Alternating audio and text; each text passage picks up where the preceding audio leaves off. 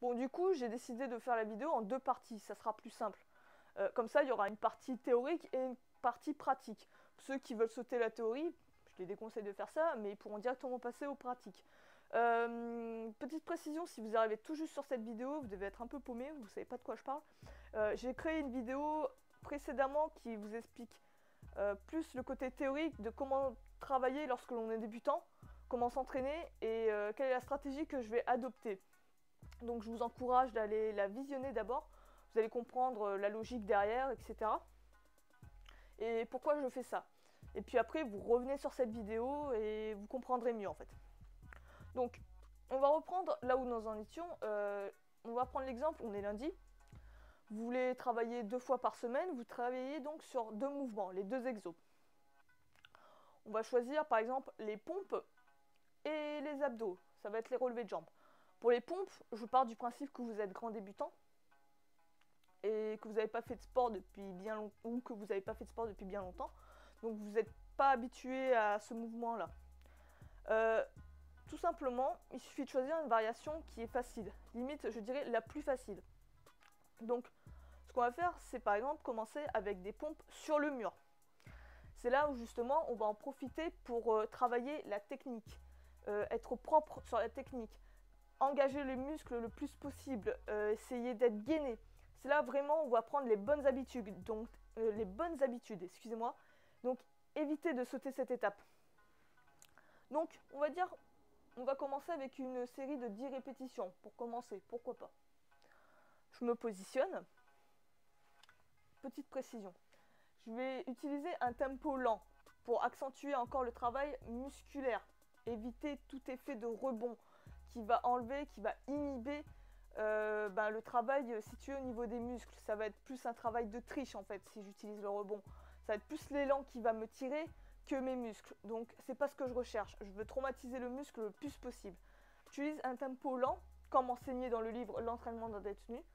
2 secondes où je descends, 1 seconde de maintien et 2 secondes où je remonte, une phase positive. Donc, on commence, on se place. Tac.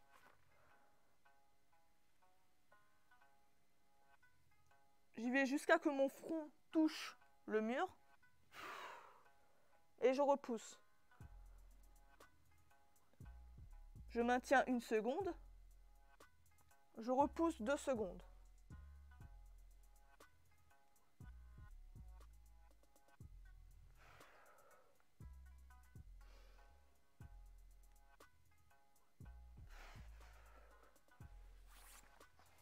Je fais ça 10 fois. Vous allez voir que vous allez vraiment avoir un travail beaucoup plus accentué au niveau musculaire.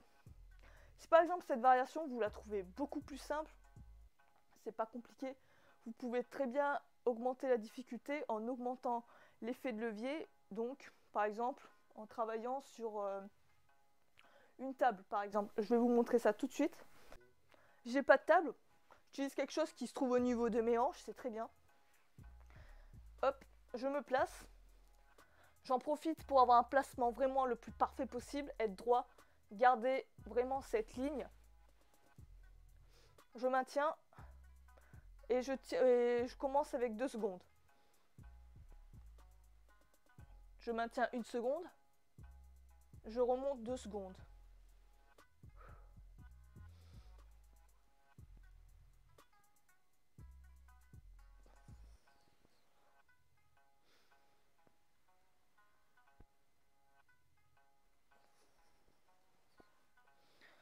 Pareil, au niveau de la respiration, coordonnez-la. Sur la descente, vous inspirez. Sur la montée, vous expirez.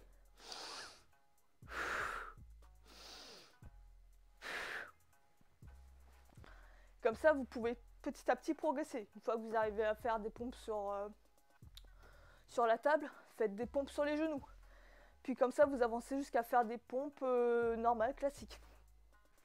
Donc, j'ai fini ma première série de 10 répétitions. Je prends ma pause.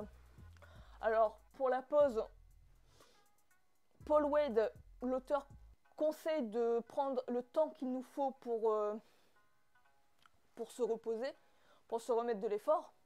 Là, c'est pas vraiment un effort intense, ça dépendra bien sûr du level de chacun. Vous reposez le temps qu'il vous faut, le temps que vous le sentez en fait, avant de recommencer une autre série. Après, aller au-delà de 5 minutes, il faut faire attention car vous commencez à refroidir. Donc, après, une fois qu'on a fini notre pause, tout simplement, on recommence notre deuxième série. Tac.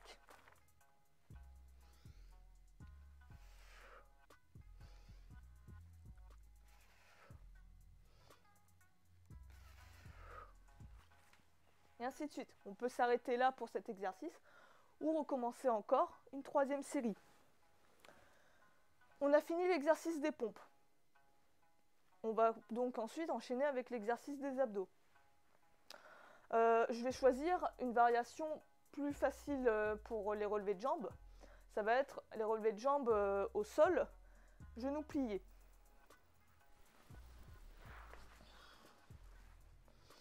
Genoux pliés 90 degrés.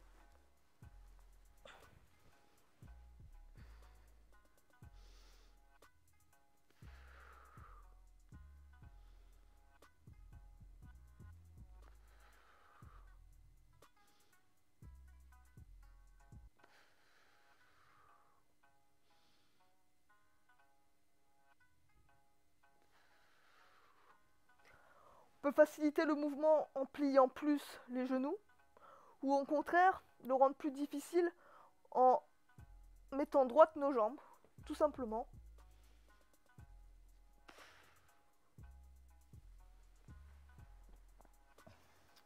C'est selon le level de chacun.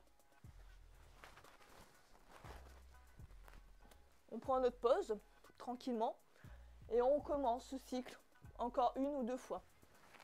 Et là, à ce moment-là, le programme de la journée est fini. Donc vous vous reposez et vous recommencez votre deuxième entraînement qui sera, par exemple, squat traction le jour où vous l'avez décidé. Donc, c'est tout ce que j'ai à vous montrer pour le côté pratique. On va passer à la conclusion où je vais vous préciser quelques points importants pour que vous ayez toutes les clés en main et que vous arriviez à être autonome dans vos entraînements. A tout de suite.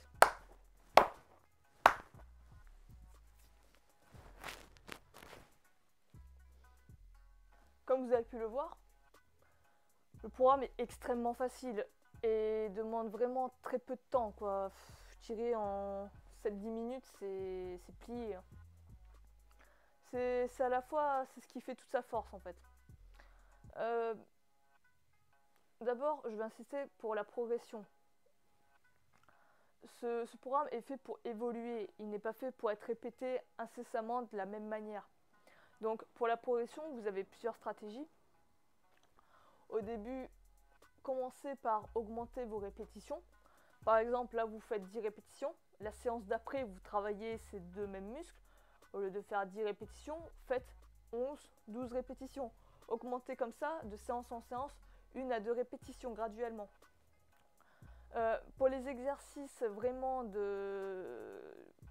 très faciles comme cela, je conseille vraiment de monter sur des grosses répétitions, c'est-à-dire pour l'exercice par exemple des pompes sur le mur, monter jusqu'à 50 répétitions. Vous allez voir, c'est extrêmement facile d'arriver à 50 répétitions. Ensuite, quand vous augmentez la difficulté, donc après on passe par exemple les pompes sur table ou les pompes inclinées. Là, montez, vous commencez à 10 répétitions, vous redescendez en fait au niveau des reps, mais à chaque séance, après vous remontez jusqu'à construire 40 répétitions. Et après sur le pompe, quand vous passez par exemple les pompes sur les genoux, vous passez à 30 répétitions.